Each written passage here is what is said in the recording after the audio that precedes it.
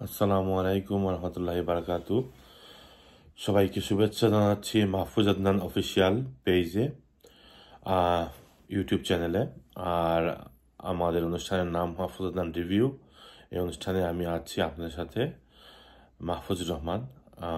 আমি চেষ্টা করি বা আমরা চেষ্টা করি যে সংক্ষিপ্ত সময়ের মধ্যে দেশের, প্রবাসের এবং কমিউনিটির খবরাখবর আপনাদের সামনে তুলে ধরার।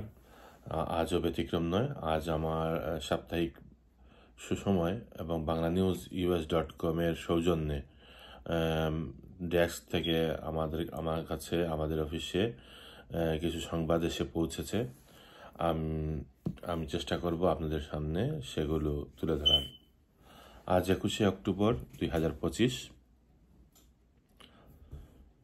লুভের জাদুঘরে চুরি, একদিনের জন্য বন্ধ ঘোষণা। প্যারিসের বিখ্যাত লুভের জাদুঘর চুরির ঘটনা ঘটেছে। বিশ্বের সর্বাধিক দর্শনার্থী সমৃদ্ধ এই জাদুঘরটি শনিবার হঠাৎ একদিনের জন্য বন্ধ ঘোষণা করেছে ফ্রান্সের সংস্কৃতি মন্ত্রণালয়। ব্রিটিশ সংবাদ মাধ্যম দ্য গার্ডিয়ান এ খবর জানিয়েছে। সংস্কৃতিমন্ত্রী রাশিদা দাতি সামাজিক যোগাযোগ মাধ্যমের চুরির বিষয়টি নিশ্চিত করে লিখেছেন, কেউ হতাহত হয়নি। আমি জাদুঘরের কর্মী ও পুলিশের সঙ্গে ঘটনাস্থলে রয়েছি। চীনের আর্কটিক অভিযানে AI এর DNA প্রযুক্তির জাদু। চীনের বিজ্ঞানীরা সম্প্রতি আর্কটিক মহাসাগরের ইতিহাসের সবচেয়ে বড় বৈজ্ঞানিক অভিযানে অংশ নিয়ে চমকে দিয়েছেন গোটা বিশ্বের বিজ্ঞানী মহলকে। কৃত্রিম বুদ্ধিমত্তা শনাক্তকরণ আর পরিবেশগত DNA বিশ্লেষণ ব্যবহার করে তারা গভীর সমুদ্রের প্রাণী বৈচিত্র্য নিয়ে এমন তথ্য পেয়েছেন যা জীববিজ্ঞানীদের মহলে দারুণ গুঞ্জন তুলেছে। চীনের প্রাকৃতিক সম্পদ মন্ত্রণালয়ের উদ্যোগে অনুষ্ঠিত 15তম আর্কটিক অভিযাত্রা শুরু হয়ে টানা 83 দিন চলে। সমাপ্তি ঘটে 26 সেপ্টেম্বর। চীনের 4টি গবেষণা জাহাজ একসঙ্গে কাজ করেছে এই অভিযানে। জাহাজগুলো হল আইস ব্রেকার সুয়েলং 2, চিতি, সেনহাই 1 এবং থানসু 3। কেরেন রাজ্যে গুরুত্বপূর্ণ পাহাড় চূড়া পুনর্দখল করল মিয়ানমারের সেনাবাহিনী।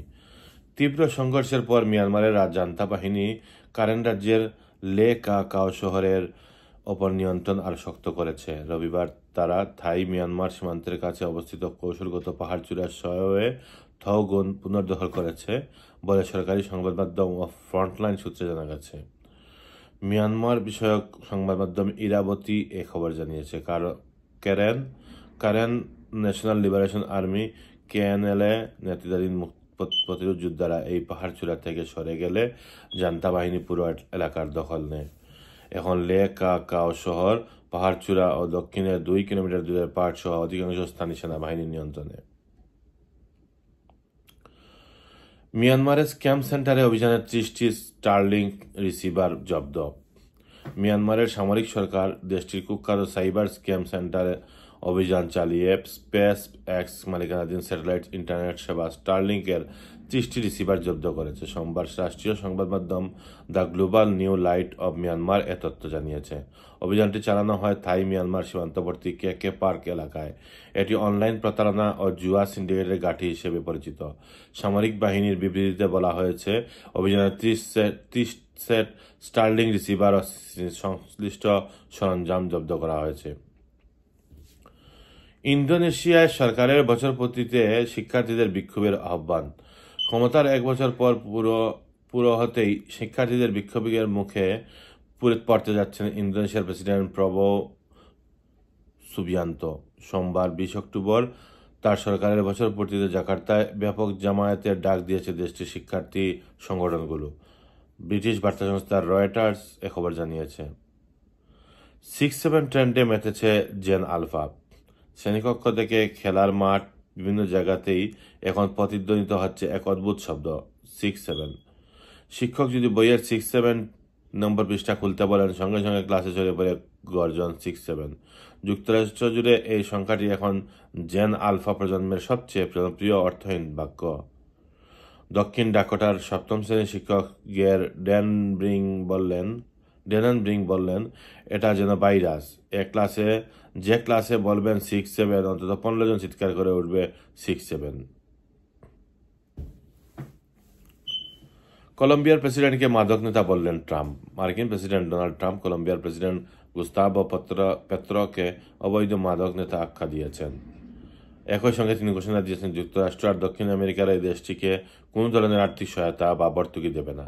নিজের ট্রুথ সোশ্যাল প্ল্যাটফর্মে ট্রাম্প লিখেছেন, এই মাদক উৎপাদনের লক্ষ্য হল যুক্তরাষ্ট্রে বিপুল পরিমাণ অবৈধ পণ্য পাঠানো, যা মৃত্যু, ধ্বংস আর বিশৃঙ্খলা ডেকে আনছে।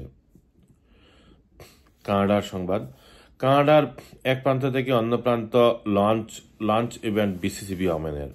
কানাডার এক প্রান্ত থেকে অন্য প্রান্তে বিসিসিবি ওমেনের পক্ষে আয়োজিত এক লাঞ্চ ইভেন্ট। এই আয়োজনের সার্বিক তত্ত্বাবধানে ছিলেন তানিজা রেজা, সহযোগিতা ছিলেন আফসানা জেরিন। বিসিসিবি ওমেনের সুন্দর এই আয়োজনে মূলধারার সহযোগিতায় ছিলেন ক-ফাউন্ডার রিমন মাহমুদ এবং সাইমা হোসেন। এই লাঞ্চ ইভেন্টে কানাডার সর্বমোট 6 জন আয়োজক ছিলেন। অন্যান্য আয়োজকরা হলেন ইফাত হক, ইসমাতারা মুন, নাসির সিদ্দিকা, সুবর্ণা খন্দকার, আতিয়া আলী। লস অ্যাঞ্জেলসে লিটল বাংলাদেশ প্রবাসে এক টুকরো মাতৃভূমি। লস অ্যাঞ্জেলসের 3rd স্ট্রিটের নিউ হ্যাম্পশায়ার থেকে আলেকজান্দ্রিয়া অ্যাভিনিউ পর্যন্ত হাঁটলে মনে হয় যেন ঢাকার কোনো ব্যস্ত গলিতে এসেছেন। রাস্তার কোনো নীল সাইনবোর্ড লেখা লিটল বাংলাদেশ। সেখানেই প্রবাসী বাংলাদেশদের ছোট্ট মাতৃভূমি, যেখানে চায়ের গন্ধ, আড্ডা আর বাংলা কণ্ঠস্বর মিলেমিশে গড়ে তুলেছে এক অনন্য আবাস।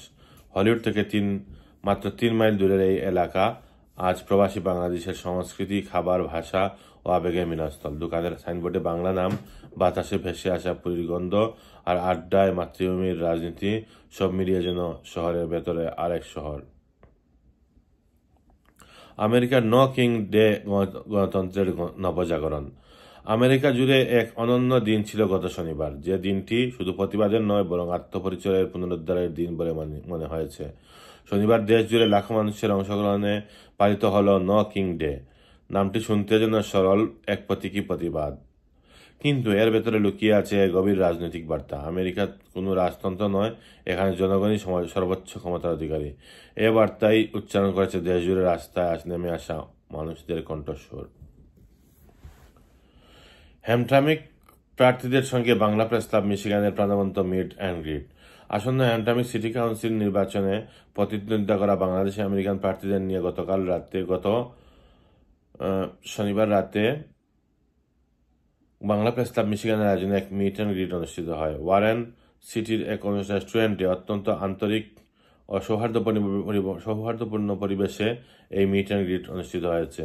অনুষ্ঠানে উপস্থিত ছিলেন মেয়র পদপ্রার্থী মুহিত মাহমুদ, কাউন্সিলম্যান নাইম চৌধুরী ও আবু মুসা। তারা আসন্ন নির্বাচনে বাংলাদেশি কমিউনিটির ঐক্য ও অংশগ্রহণের গুরুত্ব তুলে ধরেন। পুরুষদের মস্তিষ্ক নারীদের তুলনায় দ্রুত ক্ষয় হয়। বয়স বাড়ার সঙ্গে সঙ্গে মানুষের মস্তিষ্কের আকার স্বাভাবিকভাবে ছোট হতে থাকে। তবে এক গবেষণায় দেখা গেছে এই ক্ষয় পুরুষদের ক্ষেত্রে নারীদের তুলনায় দ্রুত ঘটে।